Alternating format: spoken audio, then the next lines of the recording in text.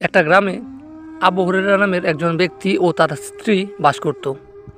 হুরায়রার ঈমান ছিল খুব শক্ত এবং আল্লাহর উপর ছিল অটুট বিশ্বাস। সে ছিল খুব গরিব, তার বেশি কিছু ছিল না। তার সম্পদের মধ্যে ছিল শুধু একটি ঘর, একটি গাভী এবং তার স্ত্রী। সে মানুষের জমিতে কাজ করত এবং তা থেকে যা পেত তা দিয়েই তাদের দিন কোনোভাবে চলত।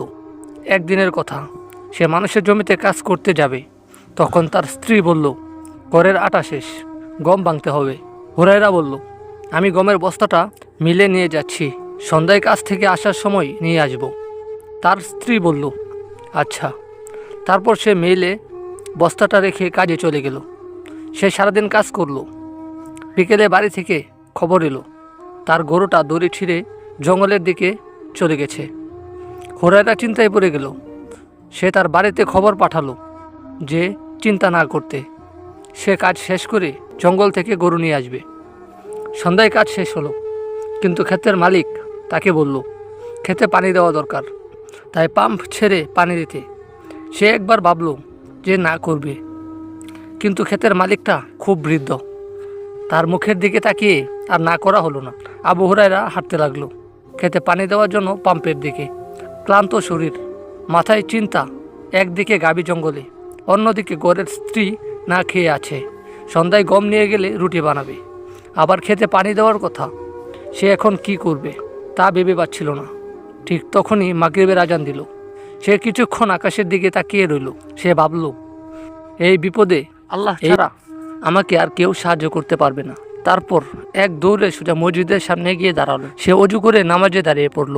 নামাজ পড়ে আল্লাহর কাছে দুই হাত তুলে দোয়া করলো, নিজের হয়রানির কথা বলল। তারপর সে মসজিদ থেকে বের হয়ে চলে গেল খেতে পানি দেওয়ার জন্য পাম্পে। সেখানে গিয়ে দেখলো তার পাশের ক্ষেতের একজন দাঁড়িয়ে আছে। হুরায়রা বলল, আপনার কতক্ষণ লাগবে? আমার একটু পানি প্রয়োজন। দাঁড়িয়ে থাকা পাশের ক্ষেতের লোকটি বলল, তোমার আর পানির প্রয়োজন নেই। হুরায়রা বলল, কেন? সে লোকটা বলল, আমার খেতে পানি দেওয়ার সময় আমি একটু বাড়িতে চলে গিয়েছিলাম, তখন আমার খেতে পানি ভরাট হয়ে তোমার ওই ক্ষেতটাও হয়ে গেছে। এই কথা শুনে হুরায়রা বলল, আলহামদুলিল্লাহ। এই বলে সে দৌড়ে গেল বাড়ির দিকে, তার গাভীটা কোন দিক দিয়ে জঙ্গলে ঢুকেছে তা জানার জন্য। বাড়িতে গিয়ে সে দেখল তার স্ত্রী রুটি তৈরি করছে। সে অবাক দৃষ্টিতে তাকালো আর বলল, গরু কোন দিক দিয়ে জঙ্গলে ঢুকেছে, আর তুমি রুটি তৈরি করছো, আটা কোথায় পেলে? তার স্ত্রী বলল, গরু ঘরেই আছে, আর আটা পাশের বাড়ির একজন তাদের বস্তা ভেবে ভুল করে আমাদের বস্তাটা নিয়ে এসেছিল, তারপর আমাদের এখানে রেখে গেছে। তারপর হুরায়রা বলল, আচ্ছা, গরু কে আনলো? তখন তার স্ত্রী বলল, গরুটা একাই দৌড়ে বাড়িতে চলে এসেছে। এসব কথা শুনে হুরায়রা অনেকটাই অবাক হলো। তারপর সে আল্লাহর কাছে শুকরিয়া আদায় করলো, আলহামদুলিল্লাহ। আজকের এই গল্পটি থেকে আমরা এটা শিখতে পারলাম যে সে নামাজ পড়ার কারণে আল্লাহ তাআলা তার সকল সমস্যার সমাধান করে দিয়েছে।